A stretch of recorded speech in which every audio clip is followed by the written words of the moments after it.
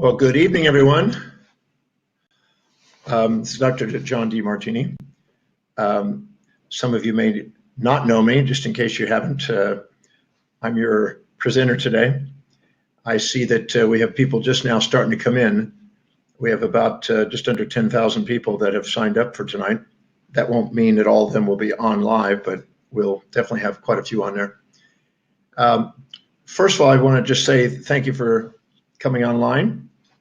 And what we're going to do is we're going to do a presentation on self-worth, self-esteem, and attracting what you would love in life. And also, I'll be talking about, I'll be doing that for about 45 minutes. Then we'll do some Q&A. And then at the end, I'll share opportunities with you, the things you can do to keep empowering yourself and enhancing your life and ways of doing that. And I see people coming in all over the place: South Africa, Australia, United States, London, Cape Town. They're all over the place coming in now. I'm looking at, yeah, it's fun to see this when they come in. Some people from Turkey, I think from Serbia, all over. Anyway, first of all, I just want to say thank you for joining me. Today, tomorrow, whatever time you're in, morning, afternoon, evening, or what day it is, because it could be a different time. I'm Dr. Demartini, and I'm going to be sharing with you something on self-worth today.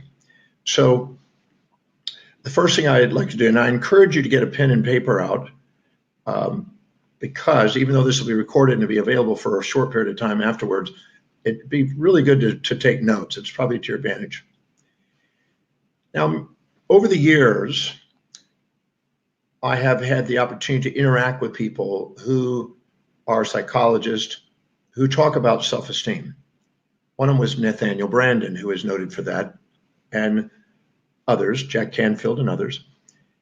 And what I'm going to be sharing at this particular presentation is probably going to be a little different than what you're accustomed to if you've heard and read about self-esteem. Most people make the assumption that you want to raise your self-esteem and get it up as high as possible. And I'm going to give you a new paradigm here on how I perceive this thing, because I've seen what that does is, and you probably had in your own life, when people puff you up and raise you up and try to raise you up, there's a part of you inside that kind of has this intuitive response to go, neutralize it if it's too high, or if they try to put you down and try to neutralize it. And I'm going to talk about what your mind does and what your intuition is doing to try to get you into authenticity. So I'm going to first basically make this statement, because I have a different view than what some psychologists do. Many psychologists are in a model which I call the animal model, where you want to avoid a predator and seek a prey, avoid shame and seek pride, and avoid the negative and seek the positive. I found that over 35 years ago, 30-something years ago, to be less productive than what I'm going to present to you. So again, take some notes. So here's what I'm going to say, that each individual has a built-in homeostatic, like a thermostatic mechanism, a negative feedback system to right itself and bring itself into balance when it gets perturbed away from the center. So you have a centering mechanism inside you. It's automatically built in. And let me explain what that means. And I'll use the analogy of other people and then tie it to yourself. If you meet somebody with your set of values and evaluate and project your values onto them, and you perceive that they display traits, actions, or inactions, or behaviors that are more supportive than challenging to you, you will look up to them and infatuate with them. And you'll be conscious of the upsides and unconscious of the downsides of the individual, because they support you. And when they support your evaluations and you feel more support than challenge, more similars and differences, more positives and negatives, more gains and losses, more advantages and disadvantages, and you infatuate, you skew your view with a subjective bias and see the upsides, not the downsides of them. But simultaneously, you minimize you when you exaggerate them. So you kind of self-depreciate when you over-appreciate them. So if you put a fantasy about them and an infatuation with them, you'll minimize yourself. That's why when you meet people and you run into them and you think they're smarter than you can feel intimidated and feel dumb. You're not actually dumb. You're not dumb in the area of your own highest values, but you may perceive yourself less aware in the values that you anticipate them having. The same thing with intelligence, the same thing with looks, the same thing with degree of success or achievement, same with wealth, same with the relationship stability, same with social influence, same with physical appearance, and same with spiritual awareness. Anytime you put somebody up on a pedestal, you'll tend to minimize yourself. We sometimes call that a depreciating self-image or a lowered self-esteem. And so anytime we exaggerate somebody else, we will automatically minimize our self-esteem. Now, that's different than self-worth, which I'll explain in a moment. Self-worth and self-esteem are distinct. Self-esteem is transient feelings about yourself and can occur because of these comparisons. And self-worth is a more stable system, which I will elaborate on in just a moment. Now, if you run into somebody and you again project your evaluation onto them and put them down in a pit and resent them and look down on them and feel too proud to admit what you see in them is inside you, you can now elevate yourself with pride and exaggerate yourself and look down on them. And now you think that you're greater than they are and they're lesser than you. Just like before, you thought they were greater than you and you were lesser than them. What this does is now raises the self-esteem, not the self-worth, but the self-esteem, the self-image. Now what it's done is it's elevated you up and you're in a pride state. When you're in a pride state, you're not authentic. You're exaggerating yourself. When you're in the shame state or the minimized state, you're minimizing yourself. You're not authentic. We call those two states, the ones that are above and below, I'm using my fingers here, the one above and below, as a mask, a persona that we're wearing.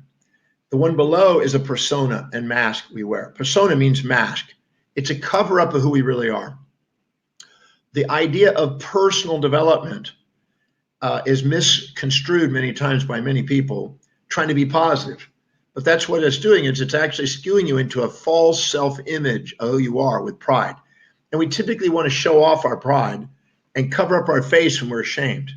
You see people when they're feeling shame and guilt, they'll cover up their face and they don't want to be seen. Or the other one, they want to be showing off. So one is an extroversion and one's an introversion. One is an exaggerated self, one's a minimized self. And these are masks, comedy and tragedy masks, you might say, that we put on top of ourselves, covering up the real being. And in the center of those is the authentic self. It's the mean between these two polarities. And it is where the self-worth is. The self-worth is a synthesis between the two self-esteems. So you're probably accustomed in most writings to get rid of negative self-esteem, low self-esteem, and try to get high self-esteem. The problem with that is you've got a built-in thermostat that knows it's bullshit and knows that it's not real, and it writes it back down and it overshoots back and it oscillates and you create this instability. Anytime you're in a personal state and not an authentic being state, you're going to have vacillations and uncertainties. And even though I've said this on other webinars, I'd like to reiterate something. If I went up to you and I said you were always kind, never cruel, always nice, never mean, always positive, never negative, always generous, never stingy, always giving, never taking, always considerate, never inconsiderate, always peaceful, never wrathful, your bullshit meter would go off. Your intuitive thermostat, psychostat, would whisper to you and say, no, not true. And you'd have uncertainty believing in that fantasy. Because the persona and that exaggerated persona, that self-righteous, inflated persona, where we think we're greater than others and looking down on them and too proud to admit what we see in them is inside us, that side automatically has an uncertainty. You can never have certainty with a skewed, subjectively biased persona or mask. You cover up the true being. And you're designed to have uncertainty as a way to get you feedback to let you know you're not being authentic. The moment you exaggerate somebody and minimize yourself, and you put on the other persona, which is a self-minimized, self-wrongiest, deflated, low self-esteem image, again, you have uncertainty. So if I went to you and I said, you're always mean, you're never nice, you're always cruel, you're never kind, you're always negative, you're never positive, you're always stingy, you're never generous, you're never taking, you're never giving, you're always wrathful, never peaceful, always inconsiderate, never considerate, again, you wouldn't believe me. You would have an uncertainty, and you would go, no. And your intuition would probably immediately be pointing out the opposite side. But if I said to you, sometimes you're nice, sometimes you're mean, sometimes you're kind, sometimes you're cruel, sometimes you're positive, sometimes you're negative, sometimes you're giving, sometimes you're taking, sometimes you're peaceful, sometimes you're wrathful, sometimes considerate, sometimes inconsiderate, immediately you would go, yes, that's me. That's true. The true you have certainty about. The true you is the authentic you. The true you is neither hero nor villain. It's a synthesis of the hero villain. I've said in the breakthrough experience that I've taught about many, many years, that when you, at the level of the essence of the soul, the state of unconditional love of yourself and the world around you, you embrace both sides of yourself and nothing's missing in you. The hero and the villain, the saint and the sinner, the virtue and the vice, the kind and the cruel, all pairs of opposites that are the personas are embraced at the same time, and you have a state of certainty. That's why in the breakthrough experience, when I take people through the Demartini method, and I have them do the method on themselves or on other people for that matter, they end up having deep appreciation and love for themselves and the person, because I've taken these personas and I've integrated them and got them into true self-worth and got away from their uncertain states and masks and personas that we wear. And I also said in Breakthrough and also in other webinars that when you're living by your highest value and living congruently and in alignment with your highest values, you have the most objective state of mind because you're willing to embrace both sides of yourself and both sides of others. And therefore you have the most resilience and adaptability because you are not living in a fear of loss or gain of things. You're present with things. That's why when you live by your highest values, you have the most authenticity. That's why it's your telos. That's why it's ontologically your most true being. So your highest level of expression of authenticity is when you live by your highest values, you have objectivity, which means even-mindedness, not polarized mind, not emotional states, but a reasonable state that has been brought to you, that state, by intuition. Your intuition is always trying to reveal to you the unconscious so you can be fully conscious. So if you're infatuated with somebody, you're conscious the upsides, you're unconscious the downsides. Your intuition is trying to point out the downsides of the person and the upsides of you. So if you're infatuated with them and minimizing you, your intuition is trying to point out the upsides of you and the downsides of them to level the playing field so you have equity between you and them and equanimity, even-mindedness, objectivity within you. So your intuition is attempting to equilibrate the disequilibrated and bring poise to the poisoned and to balance that which is imbalanced and to bring being out of the personas, which are the masks that we wear. And when we are looking up to people and minimizing ourselves, we have low self-esteem. That's what it's labeled. But if we're minimizing ourselves, we get high self-esteem. Believe it or not, high and low self-esteem are symptoms of inauthenticity. And some people are addicted to, I want that high. But as long as you're addicted to the high self-esteem, you have to have the low self-esteem to get you back.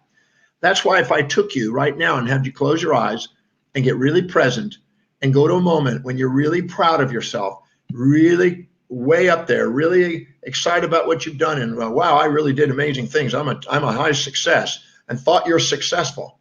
If you got there and I asked you, where are you? When are you? What exactly are you doing? What's the content, the context of what you're doing? You will find out at that exact moment, you also have another side that your intuition will pop out once you get present with it that will be talking about what you're feeling ashamed of. And if you're proud of the things you did in intellect, business, or finance, the shame is usually in family, social, and physical areas of life. To try to write you not only into authenticity, but also to bring your androgyny to expression, the synthesis of the masculine and feminine inside both of us, not only in the people that you're perceiving imbalanced, but also in yourself. You're trying to see both sides. That's why people want to be loved for who they are, which is both sides. And that's why it's a waste of time trying to get rid of half of yourself. In the breakthrough experience over the years, I've gone over and over this with people, thousands of people. People are trying to get rid of half themselves and try to love themselves. How are you going to love yourself if you're trying to get rid of half of yourself? And you'll look carefully, you don't get rid of it. In fact, if you look carefully, I've asked people, thousands of people, how many of you have been trying to be a positive thinker?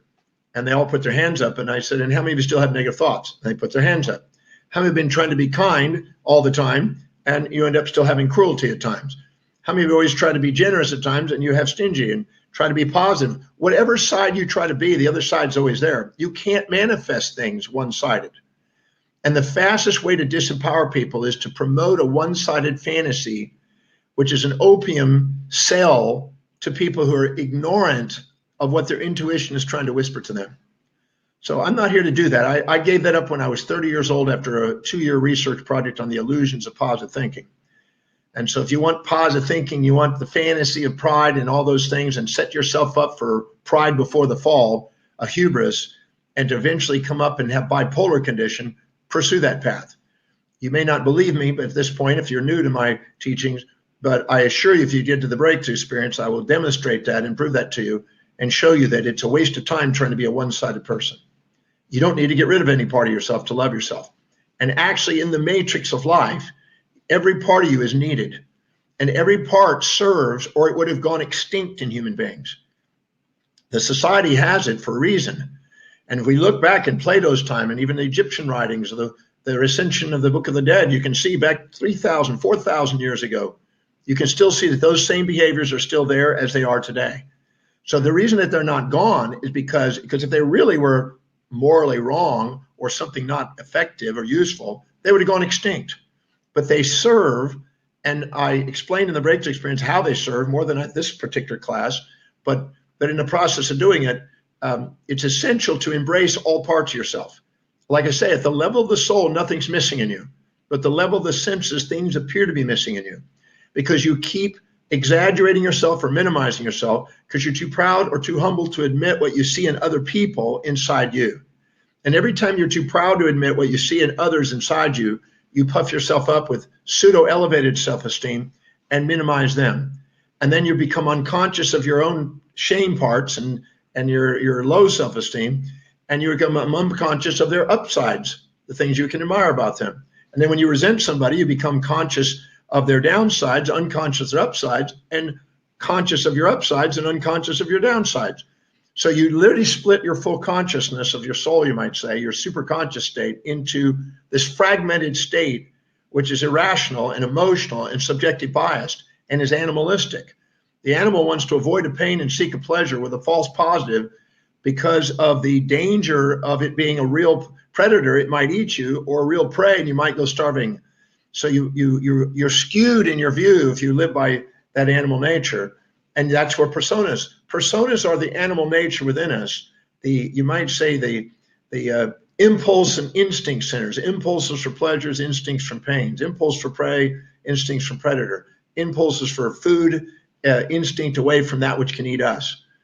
So as long as we're judging, we're going to have an uncertainty. We're going to have a persona set up, because we're going to split ourselves up into personas. We'll be conscious of one, unconscious of the other, or conscious of the other one and unconscious of the other. And we're half of who we are. That's why you hear yourself saying, well, one part of me wants to do this, the other part wants to do that. Or I feel like I'm standing next to myself. There's two personas. And you can fragment yourself with many judgments into dissociative states if it's extreme, and to many personality kind of expressions in different settings by doing that. But when you actually just love people and level the playing field, and realize that what we see in them is inside us, and have reflective awareness where the seer, the seeing, and the seen are the same, we integrate the personas, the mask that we wear, into authentic being. We have integrity, integration of those. We have authenticity. We have objectivity. And we are now ontologically being true to ourselves. And we're living by our highest values. And we're most inspired. We expand our space and time horizons. We activate the blood, glucose, and oxygen in the executive center, and we're able to perceive visions, inspired visions, strategize outcomes, act with diligence and discipline, and have self-governance and not let the distractions of things that we normally infatuate and resent with interfere with us. So that we don't have you might say, executive center, hypofrontality. We have now full frontality in our expression. In that state, we have the fullest expression of who we are as a being. And that's true self-worth. The true self-worth occurs when we're not judging and we're actually in a state of grace and love. In the breakthrough experience, using the Demartini method, which I'll mention something about at the end here, the Demartini method was designed as a science I've been working on for literally 46 years, since I was 18, working on a science to assist people in transcending their personas, the low and high self-esteems, and automatically integrating them into an authentic self, where tiers of inspiration, of authenticity express themselves. You have certainty, you are present, you have gratitude, you have love, and you are inspired by the vision from the executive center. The entire method was designed for that. I've worked very diligently for 46 years on developing that science and getting it articulated where it's a reproducible, duplicatable science to help people be authentic. Because the magnificence of who you are is far greater than empty fantasies or nightmares about yourself that you think you have. I have people almost every weekend in the breakthrough experience coming back to the breakthrough just to do the method on themselves. They've done it on people they've admired and despised, but they do it on themselves. And each time when they look in the mirror and when they're there at the class, they get to say, thank you, I love you to themselves. And I'm amazed at how many people have difficulty doing that because they keep comparing themselves to others and creating these dysmorphic outcomes instead of comparing their daily actions to their own highest values and living authentically according to what they really value in their life. That's why I teach the value applications in the breakthrough experience. And I wrote the book, The Values Factor, because I know that if a person lives congruently with their highest values, they have the highest probability of authenticity. They don't have the uncertainties and volatilities that go with the self-esteem games, which are transient emotions, feelings about yourself at the high and low, which could change all through the day.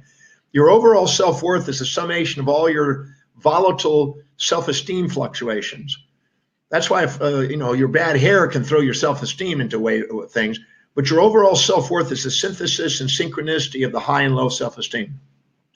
So that's something that not all books will mention, and I've debated that with psychologists, and I'm certain about the results, but they're caught and addicted, many of them, not all of them, some are very aware, but many of them are addicted to the idea of trying to be all positive and get rid of negative, all kind, get rid of that, and they're victim-oriented because they think you're supposed to be one-sided, and they set up fantasies about how life's supposed to be, and you can't live by those. There's no way you're going to be up all the time and not down. I know very, very powerful people who are very, very focused individuals, and the ones that are very focused have the least volatilities in their thing, but they still have volatilities. We all have some degree of perturbation. Every time we integrate ourselves, we're here to grow and expand and take on new judgments and new facets of life. So it's not that you're going to stay there and you're going to be done. It's you're going to tackle it. You're going to integrate yourself. You're going to tackle another thing that you judge and have a new mystery to tackle and then integrate yourself. That's what the Demartini method was designed. That's what the breakthrough experience for is to introduce that so people can get that and have that to stabilize their life so they can look in the mirror and say, thank you, I love you, with a tear of gratitude in their life. There's no reason why you can't have appreciation for yourself. And there's going to be all kind of perturbations going on in our life because life's constantly changing and stress is the inability to adapt to that change. And the reason we have stress is because we're caught in an infatuation that we fear the loss of, or resentment we fear the gain of, or pride we fear the loss of, or shame that we fear the gain of. And those things are where you create the fears and the fantasies. As long as you have a fantasy being one-sided, you're going to have the nightmare of facing the reality of life. So I don't promote a one-sided world. I don't find any evidence of it. I don't see it productive. I see people, the saddest people I've seen, the most unfulfilled people are the people looking for fantasies. I see that every weekend in the breakthrough when people come in there, I just want to be happy and I do anything to be happy all the time and be up all the time. They set themselves up for very, very low situations, sometimes suicidal cases. And don't be fooled by people that think that they're up all the time. Another delusion. I've seen people that try to portray that in public things, but if you get to know them, talk to their spouses or talk to their partners or really get to know them, you'll find out that they're human beings vacillating around a center. And knowing who the person is more magnificent than any of the fantasies you pose on people, including yourself. So it's very important to be able to know how to ask the intuitive questions. So when you're up and you're proud and you think you're successful, you're depurposing it and you're on your way down. Your brain is automatically has a thermostat to make sure you go down. That's why if I come up to you and I say, well, you're always positive, you're always kind, you're so nice. You've all had, almost all of us have had people come up to us and who don't really know us. They've just met us and we've done something and they're impressed or something, or they dislike us in the first appearance and they go, oh, and they will exaggerate how many goods there are. And inside your head, your bullshit meter's going off. They don't know who I am. And that's not really true. Talk to my girlfriend or whatever you think in your mind, because you know it's bull. At the same time, they may cut you down and you may go, you don't know who I am. I have the upsides too. Your intuition is always pointing out the other side to right you back into the center. And if you go in there and take the moments and identify when you're proud and look and get really present in it, you'll find out you got the shame. You really shame, you'll find out you got proud of something else in your life. Your brain is, every time it has a memory of something, it has an anti-memory. And everything that's got a neuroassociative complex, it's got an anti-neuroassociative to try to write itself back into the center. The true self-worth, the authentic you, is the synthesis and synchronicity of complementary opposite self-esteems. So the pursuit of self-esteem, of one-sidedness, is not what I teach. If you want that, you're going to have to go find somebody else to teach you that fantasy. And I assure you, go hang out and find out and pay attention. You'll find out they don't live it either. Nobody's up all the time. Nobody's, puffed up into inflations all the time. Human beings are designed to be poised, present, purposeful, patient, productive, and empowered. And if they're centered, that's where they are. Martial arts knows that. I was in Tokyo a few years ago, and I met with a master Suda, who's an amazing multiple martial art master, I think medalist. And he was very, very powerful in his ability to do his martial arts from a centered state. He was not elated. He was not depressed. He was not puffed up. He was not depressed. He was there. And so I don't promote success or failure constructs. The addiction to success breeds the failure feelings and the anxieties. I'm a man on a mission, and I want people to find their mission. There's a difference between a passion to avoid a pain and seek a pleasure, which is a source of human suffering, as the Buddha says, and a mission. An inspired mission is a steady state that's pursuing something that's meaningful, and the mean is the mean between these two polarities. We oscillate around a mean. If you study statistics, you oscillate up and down, just like the stock market, around a mean, and that mean is where we have meaning. And we have the most meaning, most fulfillment when we're embracing both sides. How can we have fulfillment when we're trying to get rid of half of it? We have a half-fulfillment then. So I'm interested in getting people to understand that. And the Demartini method is designed for that. The breakthrough experience is to introduce that and let you get a feel for that. And people say, well, are you going to have feelings when you're done with that? Yes, you're going to have gratitude, love, inspiration, enthusiasm, certainty, and presence. And those are very powered states. And so true self-worth, every time you integrate yourself, you get promoted to another level. You transcend the pairs of opposites. And now what you have is that objective state. Your intuition brought you there. And the thing that distinguishes us from the animals is the objective reason plus intuition. The animals have all the emotions. We know that. In Time magazine, a beautiful recent magazine came out on the emotions, the animal emotions, the animal mind. And that part of us we have, but we can make a distinction between that and the animals. We have the capacity to do something even more transcendent, to use our intuition, to ask ourselves a question, to become conscious of the unconscious, to level the playing field, to have true self-worth instead of these personas. So I'm not a personal development person. I'm not here to develop your persona. I'm here to integrate your personas into authentic being. That's the work that I do, because there's a difference. And most people don't make those distinctions, just like they think that instinct and intuition are the same. Instinct is avoiding a pain, impulse is seeking a pleasure, intuition is neutralizing either one of those to try to get you in the center, because wise individuals know you can't separate pain and pleasure. They're inseparable. The mind tries to separate that which is inseparable, divide that which is trying to be indivisible, label the unlabellables, polarize the unpolarizables, and separate the inseparables. But the soul is, with its intuition and inspiration, is guiding us back to integration and fullness. And the second we see it, we're graced. We get rewarded by having authentic being, by having a tear of inspiration, a feeling of a heart opening. And in the Easterns, they call it the heart chakra, whatever you want to call it. They basically opened the heart, and there was love and appreciation there. And that's, if we had only 24 hours to live, we would go to the people that have contributed to our lives. We would say, thank you, I love you. And that's the sign that builds self-worth.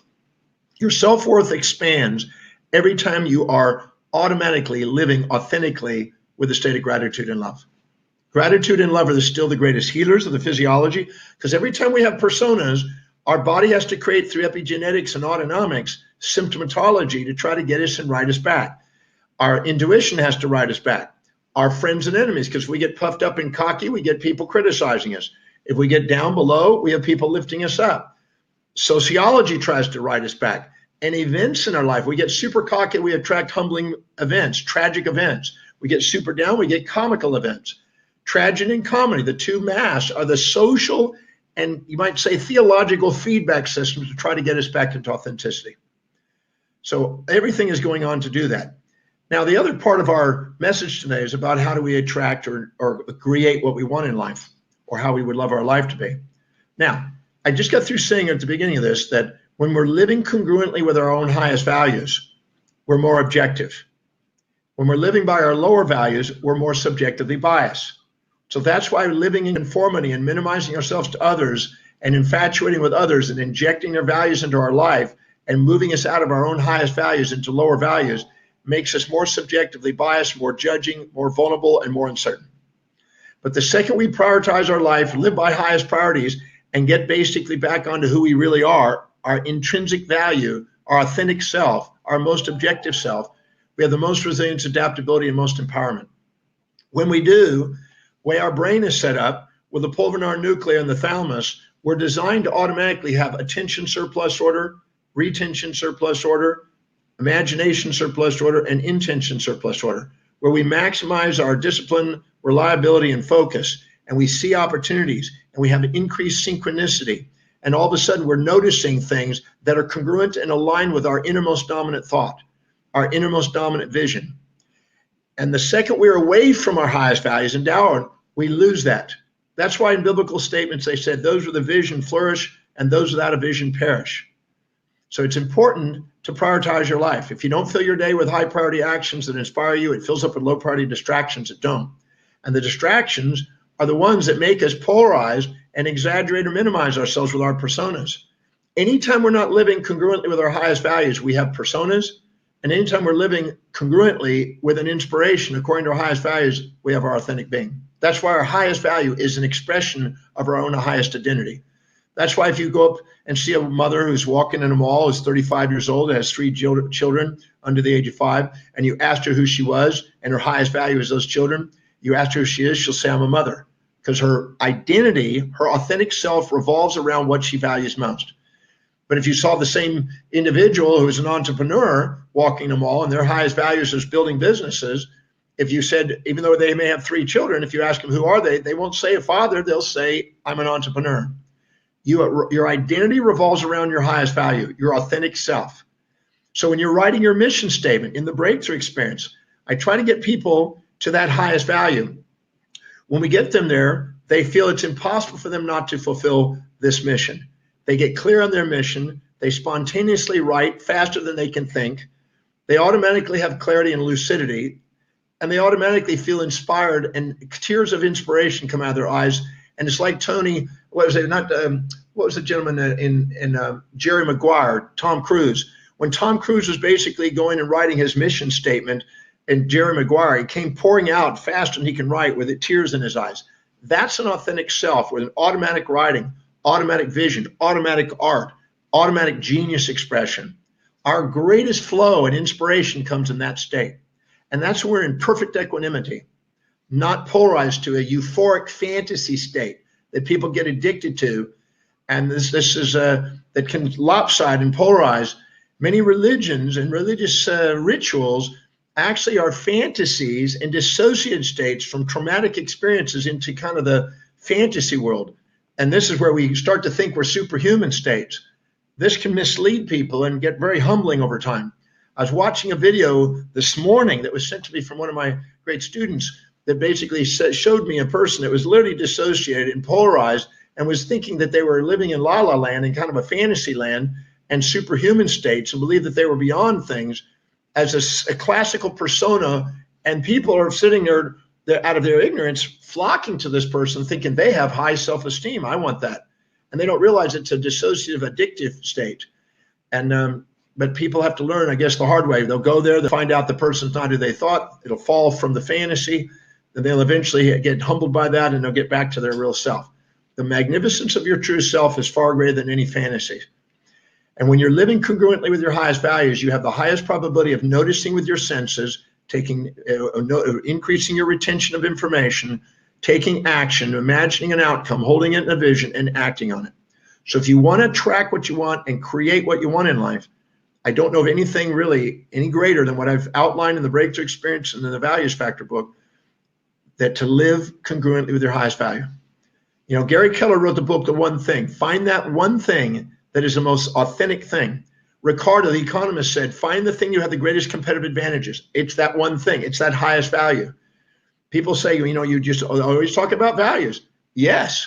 Out of the 46 years of studying human behavior, I've distilled all of my research, 30,000, literally 262 books now, for that objective, because I've summarized it and distilled it down to the highest priority thing I've been able to find.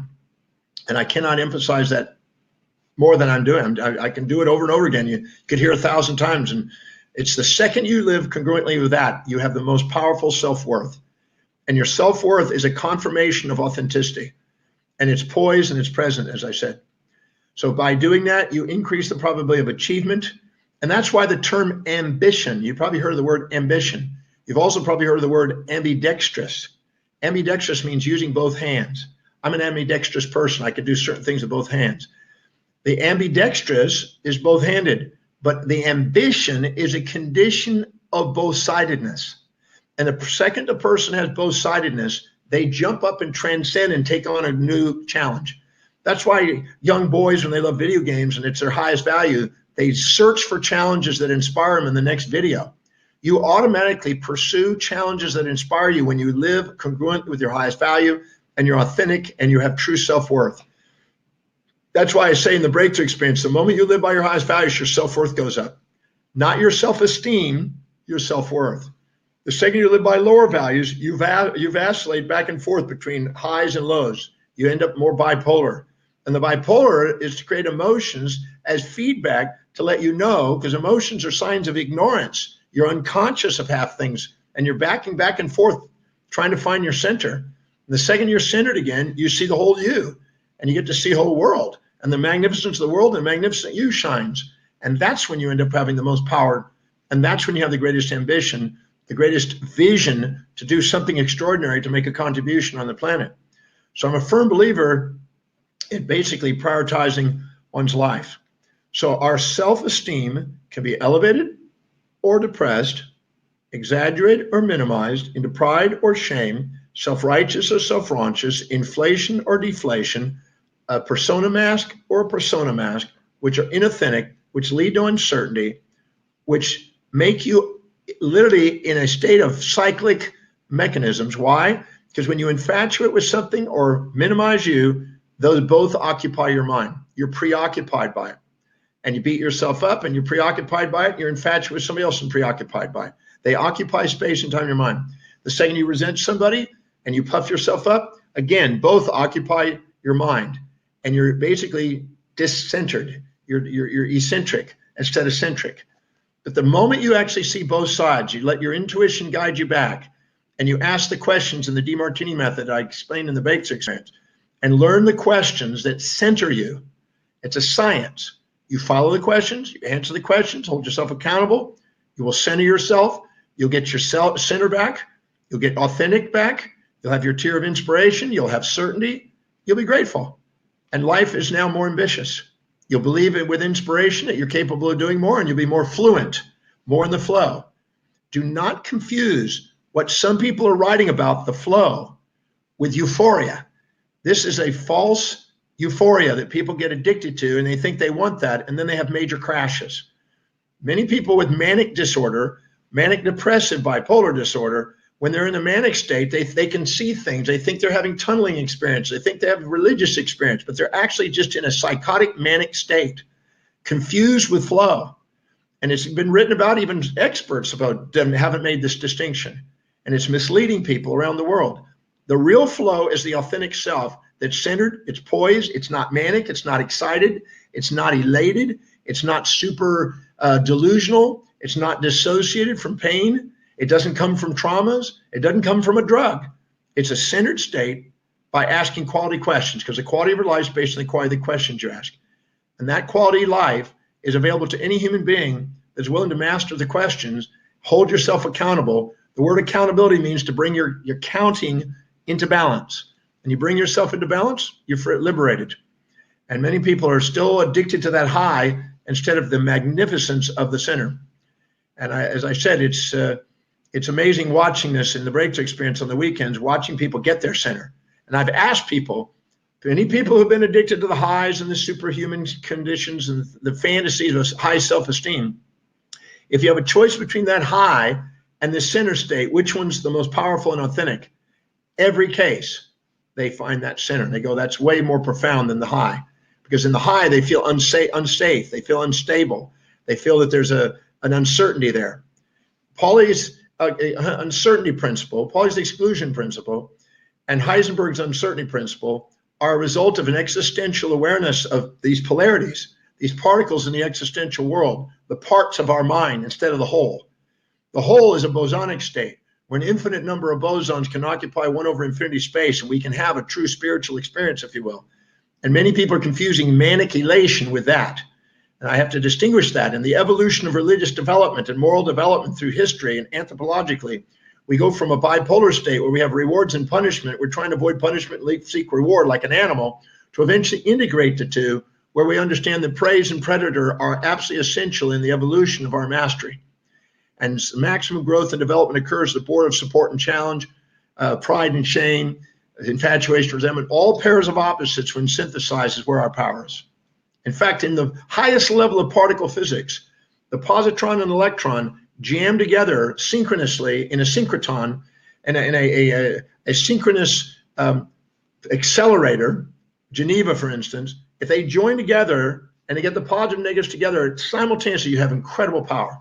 It's more powerful than combustive energy, more powerful than fission energy, more powerful than fusion energy of hydrogen.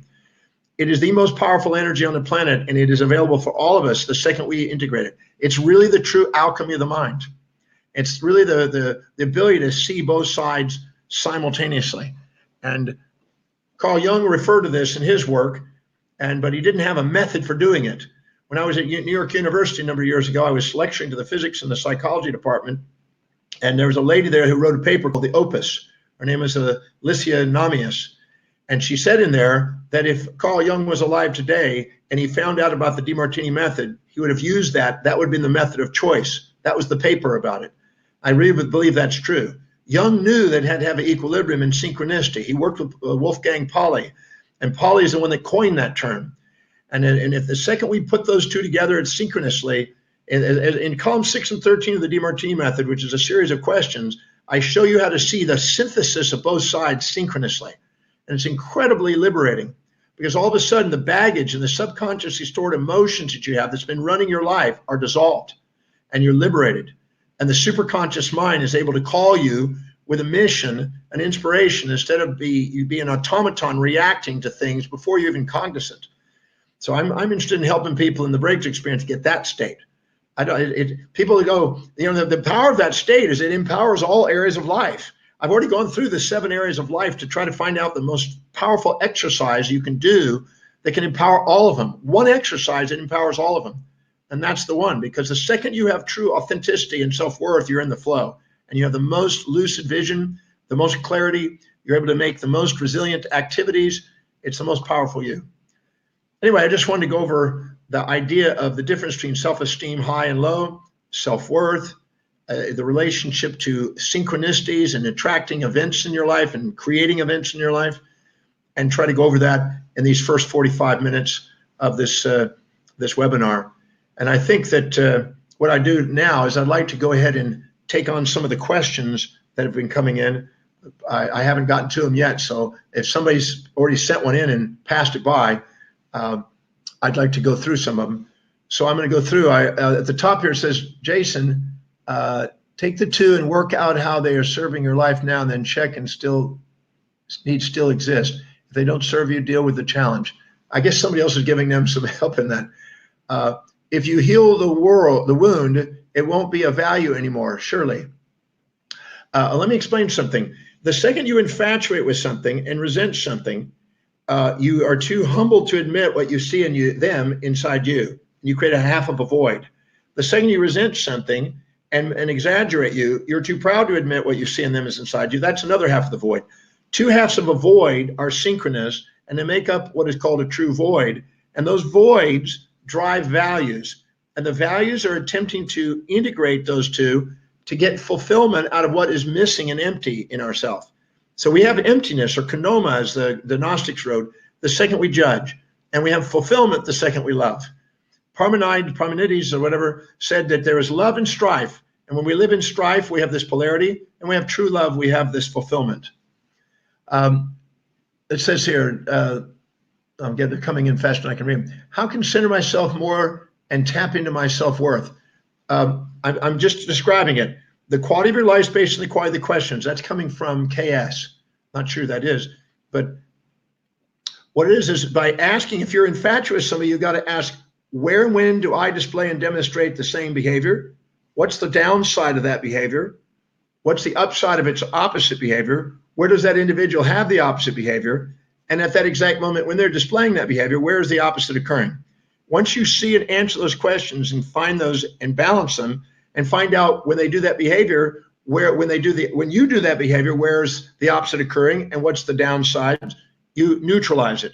The same thing on the resentment side. So it's a series of questions that hold you accountable to make you fully conscious of what your intuition is trying to whisper to you.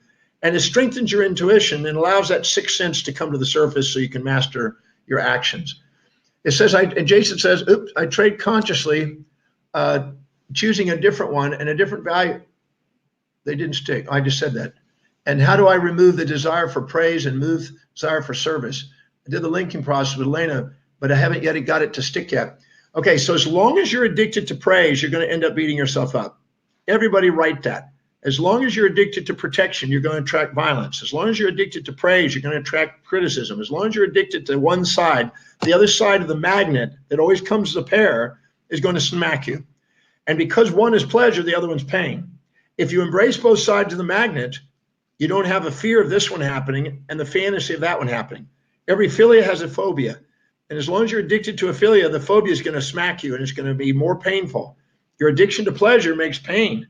When you embrace both of them, neither one of them run you. And that's what the breakthrough is about. The breakthrough experience is about asking these questions. I train people and make them do it in the breakthrough experience so they learn how to do it so they can take any emotion that they have in their life and not have it run their life and balance it.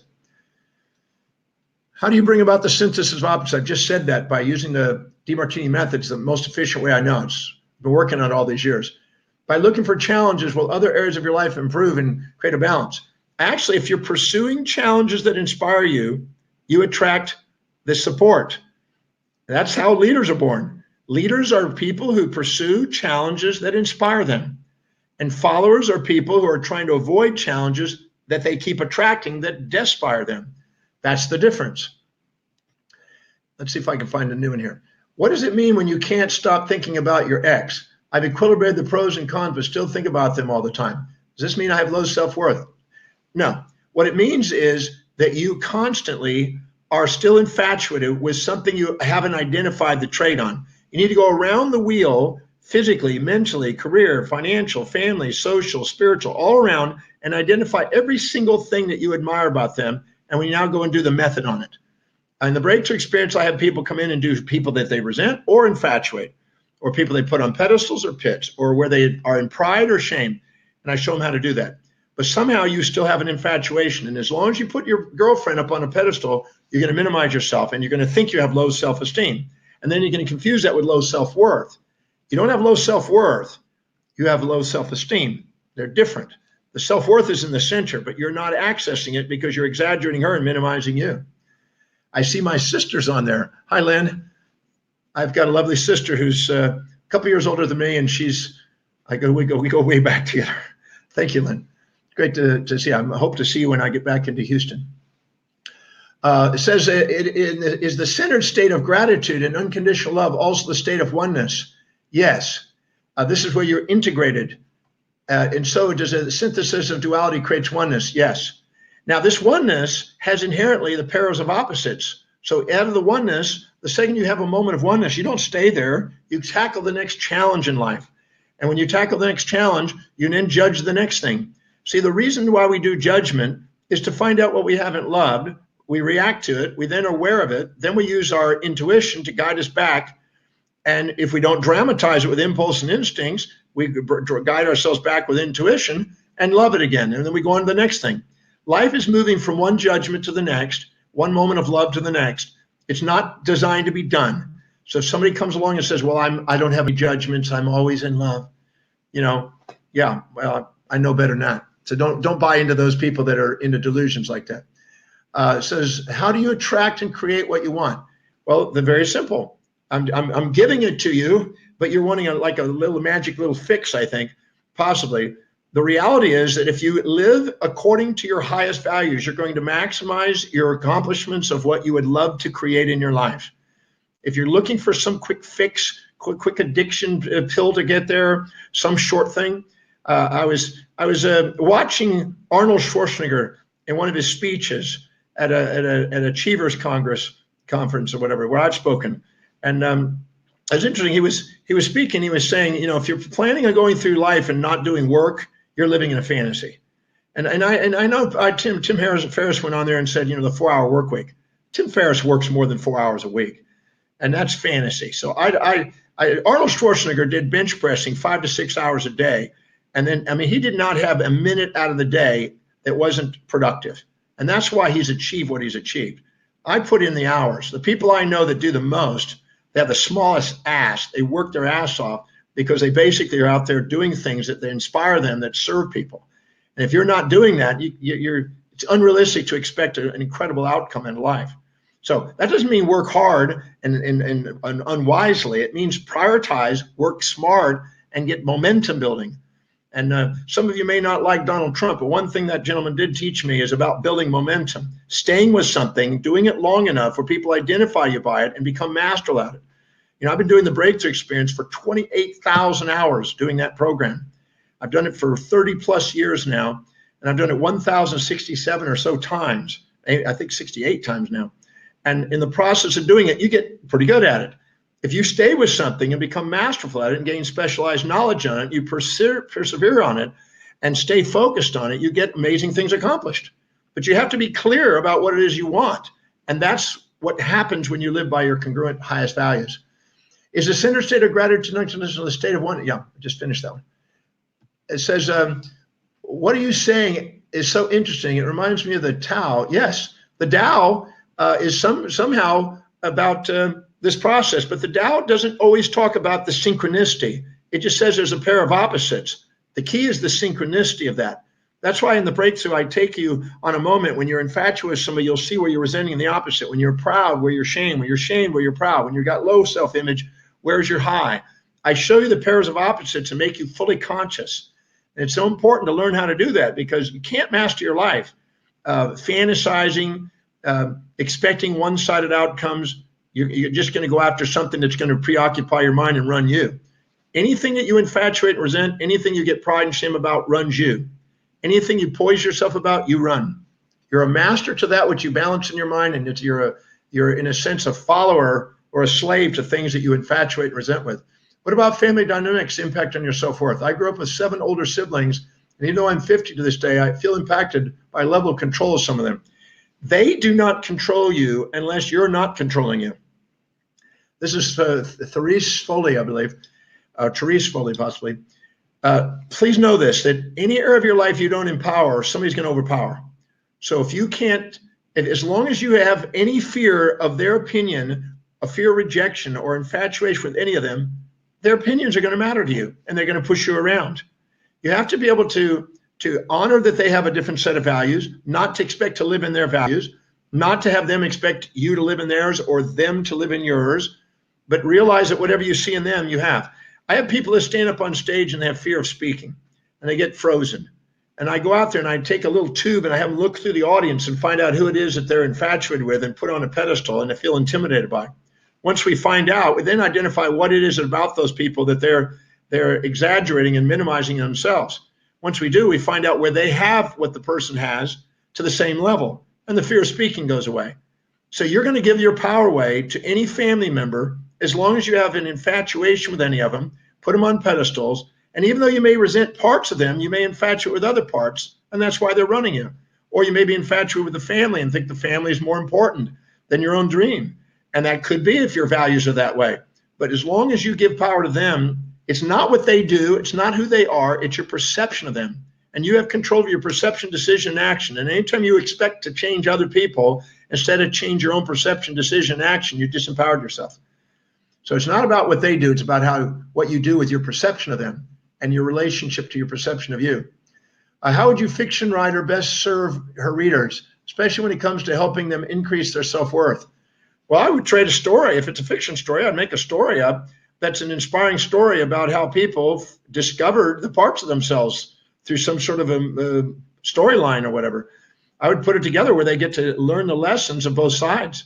I mean, we all have right now. I mean, think about this. Would you agree, just by looking out there, in the last few years, I'd say the last 6 years or so, maybe 8 years, there's been probably 50 major icon heroes have the other side show up. You know, you have great people, all these people, you know, the Tiger Woods, he's a loving, magnificent human being. But what people did is they put him on a pedestal and put him into this hero position. And if they think a hero's always one side, they set up false moralities and expect him to be only one-sided. He's a human being. He's got both sides, a hero and a villain, things you can admire and despise, things you can like and dislike. To expect to be one-sided is foolish. All the people that we look up in heroes, if we're gullible enough to put them up as heroes, instead of put them there as equals, we're automatically setting ourselves up for self-depreciation. And then we get angry for them to not live up to the fantasy we projected. Nobody's worth putting on pedestals or pits. They're all worth putting in hearts. And so a lot of these heroes are showing up their other side. And the reality is I already have it. I don't need to put on a facade of one side. I have both sides. I'm not a nice person. I'm not a mean person. I'm not kind. I'm not cruel. I'm a both. I'm everything. I went through the Oxford Dictionary. I found every human behavior trait in my life. So I don't try to be a one-sided person. I find that's just futile. And so don't be fooled by it. So if you're writing a fiction, if you write a fantasy, you can sell it to the masses who want to be addicted to fantasy. If you want to write something that really, truly upholds self-worth and grows them, help them balance it and show both sides and show them how to love both sides and how both serve them. Because both sides serve you. That's why getting rid of it will be futile. What should I do if I'm married to a spouse that's often putting me down unfairly? As long as you're addicted to being praised, they're going to have to. The purpose of marriage is not support. The purpose of marriage is to support and challenge you. When you're puffed up, they're going to challenge you and criticize you. When you're down, they're going to lift you up. They're getting you authentic. The purpose of marriage is authenticity. And if you get addicted to praise, you're going to probably find somebody else. And you get addicted to praise, you're going to go look for somebody else again. Because you're addicted to this somebody putting on a pedestal. But the second you got somebody putting on a pedestal, you'll eventually not feel you got a mate because they're an underdog and you're the overdog and you're going to want to go looking again. When you get a mate, they keep you in check. They banter with you and they keep you in check. And if you get cocky and get a little above, they'll bring you down. If you're a little below, they'll lift you up. And if you finally realize that, it's a lot more stable in a relationship. You're looking for a match, and a match will praise and reprimand you equally. Criticize and praise, build and destroy you to keep you centered. And that's where growth occurs. So I'm not, if you're addicted to praise out there in the public, in your public life, you're guaranteed to have criticism in the private life. I learned that when I was in practice many years ago. If I got puffed up and had a big day, collected a lot of money, saw a lot of patients, served a lot of people, and I started to think, wow, I'm amazing, I'd get nailed at home. And then I realized I better stop and ask these questions. Who did I not serve? What name did I forget? What procedure did I overlook? I learned that if I don't govern myself, the world around me has to. My physiology, psychology, sociology, and theology has to step in to get me back in center. But if I govern myself, I don't have to have that outside world run me, and I'm run from within. That's why I said on The Secret, when the voice and the vision on the inside is louder than all opinions on the outside, you master your life. But if you're worried about whether people criticize you or praise you, you're worried about their opinions, and you're addicted to praise. And that's not where the power is. That's guaranteed to undermine you. How do you have a meaningful romantic relationship? Well, that's opposite. Believe it or not, a meaningful relationship is one that is a balance. A fantasy romantic relationship can be something poised with a passion. Don't confuse an inspired mission in the center with passion. Passion is going to be volatile. The passion, by definition, if you look it up in its etymology, it means to suffer. And most people in New Age movements and self-help are using passion, find your passion, get passion, everything else. I don't. In the breakthrough experience, I distinguish between these. I show you the etymologies, the roots of these words. Passion means to suffer. Mission is missing the ionic states, the polarized states, the personas. And passion is trying to pass from one to the other, trying to get rid of negative and get only positive. You want to have a romantic passion? Fine. You want to love somebody and have an intimate and become present with them and have a mystical experience? It's not going to come from passion. Don't confuse the passion and the romantic passions with a mystical experience of love. They're not the same. Is the traits of the great exercise side A of the Demartini method? Julia, this is not side A, it's side A and B of the Demartini method. It's side A and B, not just A. Because if you do only A, you're only doing half the person, the things you admire. Owning the traits of the greats are taking the traits you admire and despise and owning them all the way across the Demartini method. And I say, hello, Alina. We got, how does the method work with repressed emotions from trauma? Well, what you do is you go into the moment of the trauma, you identify what trait, action, inaction you experienced or somebody displayed to you, and you go in there and follow the Demartini method, and when you're done, the trauma is no longer trauma. I love using the Demartini method for post-traumatic stress disorders. The so-called labels of those things are easily done, particularly in 6 and 13. You can go in there and dissolve the panic, and you can dissolve the so-called trauma by asking the right questions and getting synchronous and not lying to yourself by running the story and the drama that you've been doing, probably to your therapist for all this time. Make sure you follow the letter on the method. I'm going to mention that here at the end. That's why you don't want to miss out at the end, because I have something I'm going to share about that can help you with if you've had traumas or you're emotional about things and you feel out of control. Stay tuned for that.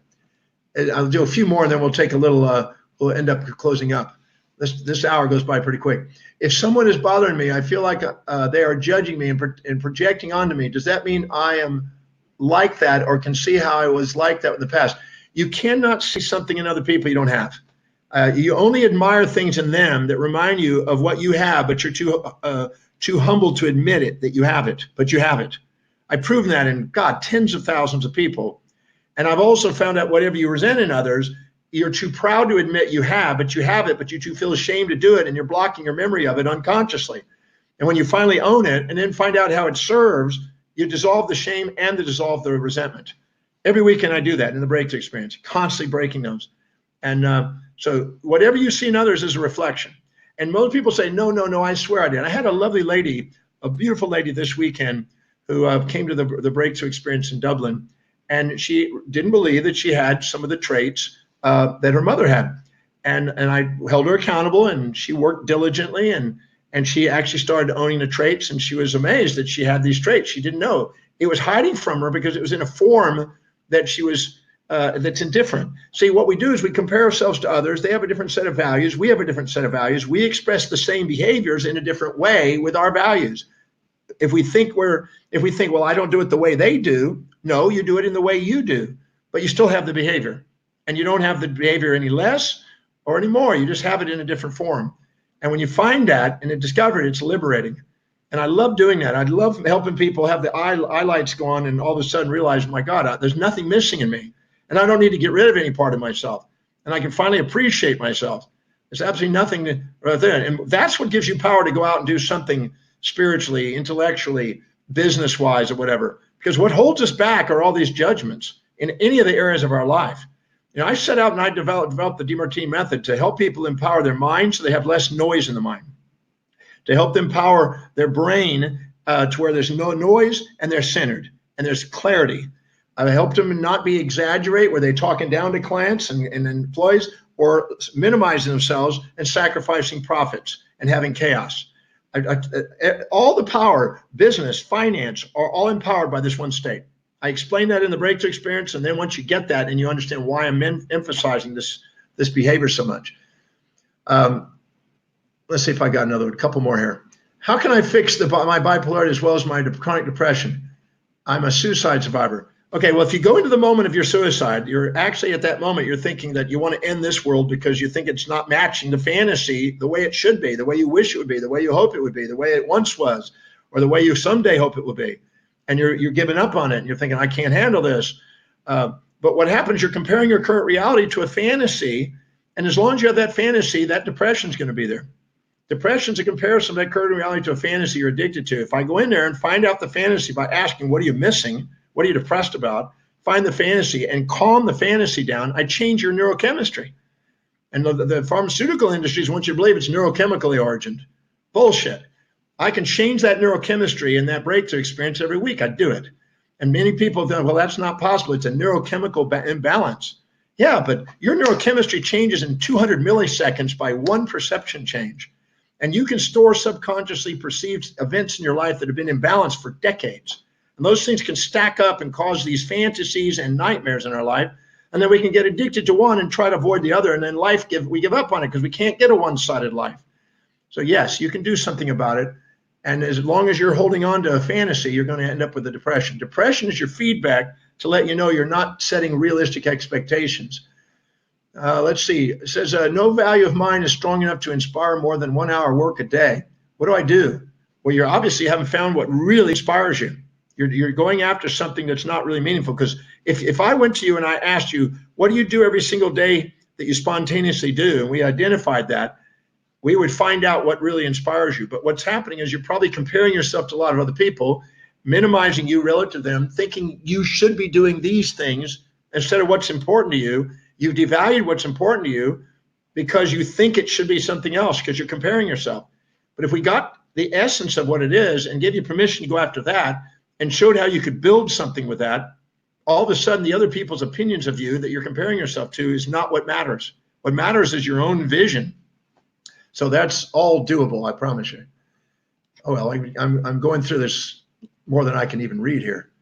Let's see here. Still not understanding the difference between self-esteem and self-worth. Please, could you explain one more time? Okay, I'll do it again. Anytime you exaggerate yourself with pride, you got a high self-esteem. Anytime you minimize yourself with shame, you have a low self-esteem. Anytime you infatuate somebody, you're going to lower it. Anytime you resent somebody, you're going to raise it. But the second you love somebody, you'll love yourself. And the self-worth is in the center between those. It's not up, it's not down. It's like a teeter-totter. If I hold the teeter-totter, it's the center, the fulcrum in the center of the teeter-totter, that fulcrum up there. So that's the self-worth. These are the self-esteems. And they're fickle. They go up and down, but the center, stable. The real self-worth doesn't change every moment by moment. The self-esteems are all over the place. That's the centerpiece. I'll do one more, and then we'll have to start climbing it down. Yeah, I like this. Somebody said Tim Ferriss is far too inspired to work only 4 hours a week. God, why would I want to work 4 hours a week when I get to do what I love? Why not work at it? People say, what do you do to chill out? Chill out from what? When you're doing something you love to do, you don't give a damn about chilling out. I was asked by the Wall Street Journal, they did an interview with me, and they wanted to promote the idea that you need, get this now, a ridiculous thing that some researcher put together that was obviously bored in their career and asking other people that are bored in their career. They were making a claim that you need 10 to 15 minute breaks every 45 minutes at work. And they're trying to promote that across the world. Well, you want to create a destruction of economics, do that. The people I know who are loving what they do, they don't give a damn about a break. They go on and really put their heart into things and lose track of time. And the people that are uninspired and unengaged are always looking for breaks and looking for stimulants and coffee and stimulant and shopping and drugs and porn and who knows what, anything to get a fix, to get away from an unfulfilled life. When you're living by your highest values, you don't need breaks that way. You don't need to dissociate and escape for a temporary period. You're inspired, you're present, time dissolves, and you're doing something and you're ambitiously focusing on what it is you love to do. Well, anyway, I wish I could do more on answer these questions. There's so many more, but I just want to take a second to mention what I mentioned at the beginning. And I've mentioned throughout the process, you know, I've been teaching the breakthrough experience for over 30 years now, over 1,060 something times now, almost 70 times. And there's no way I can do justice. Every weekend, people try to describe what it is to people, and they can't. What they see in the event, what they experience in the event is not easy describable. But if you have something in your life that you're having emotions about, you're having emotions about your ability to know and learn and retain information, or possibly your ability to succeed in business, and you feel you're to you get manic and then you crash and then you end up can't be stable and you're not consistent and you don't even know where to begin on some of the things on your business and you're hitting plateaus, or you're sitting there in your finances and it's going back and forth and it seems like by now, God, I thought I'd be farther along than where I am. Or possibly in your relationship, you're having these volatilities going in relationship. Or possibly in your social life, you want to show off and be facade on your Facebook, and then you feel like ashamed because you don't want people to know your real life. If you're having any of these emotions and you're having symptoms and physiological symptoms because of it, and you're not consistently inspired, or at least more often inspired, I guarantee you the breakthrough experience can give you an insight and tools that can change that. And so if you have some relationships that are being challenged, do the method on them. Do the method on yourself. And you will notice the difference and you'll have love and appreciation. I got an email in just a while ago, just a few hours ago, of a lady that came to this Dublin Breakthrough this weekend. She ended up doing 2 people or 3 people during the program, and she ended up communicating with people, some of which have not been communicated in a long time, and wrote them thank you letters and called them and said, I love you, thank you, and liberated herself, and her own self-worth went up. You cannot love and appreciate yourself and others without growing self-worth. But your volatile self-esteems are going to go all over the place. So if you want self-worth to go up, you want achievement, ambition to go up, you want to expand your game, this program can help you. It'll clarify your vision and help you get clear on your mission, because identifying your highest values is one of the things we do there. I explain about values, the importance of values. And it automatically, if you're living congruently, you wake up your dormant leadership. We all have a leader inside, but we most dormant. Most of us are living there with the dormancy of it. And people ask me all the time, and when I was in Toronto, I got asked that. India, I got asked that. Is leadership born? Is it something nature or nurture? And the truth is it's both. But some people learn very young and get congruent, and then they wake it up. Others are late, but it doesn't mean they don't have it. There's a leader inside all of us the moment we're congruent. And there's no reason why we can't empower all 7 areas of life. That's what the breakthrough experience is about. And I love doing it. I do it every weekend. I've done 4 in 9 days before. I did a Saturday and Sunday, a Monday, Tuesday, a Thursday, Friday, a Saturday and Sunday before. And it's very inspiring to me to do this program because I watched the change. There's nothing more empowering than on Saturday night watching people with tears of gratitude, appreciating themselves and other people, and clearing the volatilities of their facades and masks and their volatile esteems, and getting into their self-worth and having a moment of grace, and then seeing clearly what they want in life. So if that's important to you, then I can tell you that it could be of help to you. I want you to come. The breakthrough experience is presented by myself and now my daughter also, who's in Houston, Texas, but whenever I'm in the States and in some other countries, she's there helping me. So inspiring to have your own daughter helping you with that. I have my other daughter, Brisha, now helping me. All of my kids are now doing what they love doing, but I have them also helping me too. But I still do the breakthrough experience myself. You get me for 26 hours, and it's nonstop. We go from 8 in the morning till about midnight or later, and we start around 9 in the morning. We go to about 7:30 or so into the evening, 8 o'clock, and it's full on, and it's just packed with information, and you're going to learn something. And I want people to come because I can do something here in an hour. I can get your minds thinking. I can share with you some ideas, but actually putting it into use and making it work. In breakthrough, it's not just theory. It's theory in the morning on Saturday, but all afternoon on Saturday afternoon and Saturday evening, it's work. And some of you go, well, I don't want to work. I just want to be entertained. You need to go to another seminar for that. I'm not here for just entertainment, although I'm sometimes entertaining. That's not the primary purpose. I want you to work. I want you to know. I want you to have the breakthrough experience. I want you to have your heart open. I want you to be grateful for your life. I want you to feel some love. I want you to be inspired. I want you to be present, and I want you to have certainty. And I don't let anybody leave on Saturday night or Sunday without having that experience. And I mean, they will stay out there working with myself and my facilitators until we get that outcome. I want them to know what it's like to have an authentic self. I want them to know the distinction between those. Because most people, they get into a high and they think, oh, that's what they want. And they get addicted to it and then they can't get back to it. And they become bipolar, volatile people. And then they end up frustrated with themselves. I want you to know the true self. The magnificence of who you are is greater than all that fantasy. In addition, to incentivize you to come to this breakthrough, I want you to also have this alchemy of the mind. It's an online course. And what it is the Demartini method, the one I've been talking about throughout the evening, or whatever time it is for you. The alchemy of the mind, it's a complete summary of how I developed the method, what the method is, and what to do with it. So it's literally going through and asking the questions. So if you're having difficulties bringing yourself centered, this is going to be something complimentary you're going to get when you sign up for the breakthrough experience. So you'll have that. So that way, in case the breakthrough is weeks or months away, you got that to be preparing and to practice with you. I'm going to make you do it, and I'm going to hold you accountable in it, and we're going to make sure you get a result there. I don't let people leave breakthrough without it. That's just one of my policies, and I want you to have it as an online course. It's worth another $250,000, and the price, the special offer, you'll get that in addition. And it's definitely an entire summary of what the method is and how it developed it and how it came about. And it will come with it with the breakthrough when you sign up for the breakthrough experience. And if you look carefully, the breakthrough experience is, oops, I went too fast there. The breakthrough experience, I don't know what city it is. If you go online, I think the cities are maybe listed. I don't know. I don't see where it is here.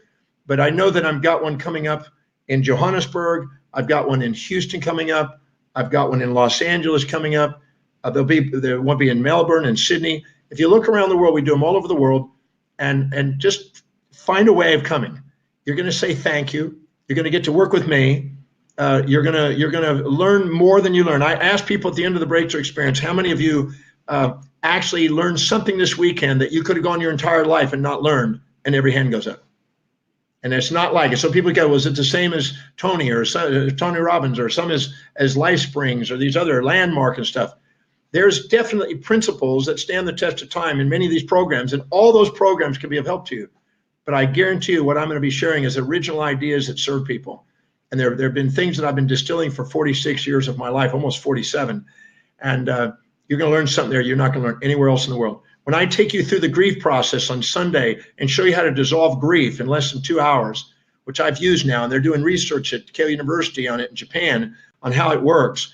And when you get to see these things live and get to watch the transformations and see the behavior and talk to the people afterwards and see it live, you can learn to do this. And you can do it for yourself, and you can come and master yourself. It's a tool for mastery. That's why I want you to have Alchemy the Mind. And the breakthrough experience is a master program. It's about how to be a master. I don't know about you, but since I was 18, I wanted to be a master of my life. And I'm a firm believer you can. I want to empower all 7 areas of life, and I've developed a method to do that. And the weekend to start that journey. So if you're interested in mastering your life and empowering your life and spending 26 hours with me and ready to go to work and not go to rah-rah sessions and just fantasy promotions and get euphoria and that kind of stuff, then I'm the guy. Anything else I can't guarantee, but that I can guarantee you. And I want you to come and join me because I know you'll say thank you, and your life will have a new trajectory at the end of a breakthrough experience. I've got thousands of letters of thank yous around the world over the decades that I've been doing this, and I'm absolutely certain it can make a difference in your life. So thank you for joining me for this webinar.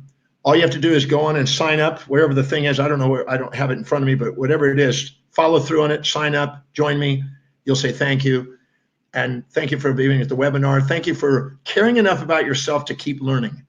And every time I'm doing a webinar, please join me and please shed the message. Share the message and spread the message as best you can, because the more people that know about it, the more people you know that understand this work, the more you're likely to be able to not be bombarded by the average thinking. See, we live in a conformity, and instead of being in enormity.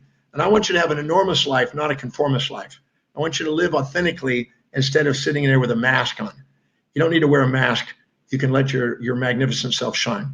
So thank you for joining me in this. I look forward to seeing you on the next webinar or at the Breakthrough Experience. Sign up now.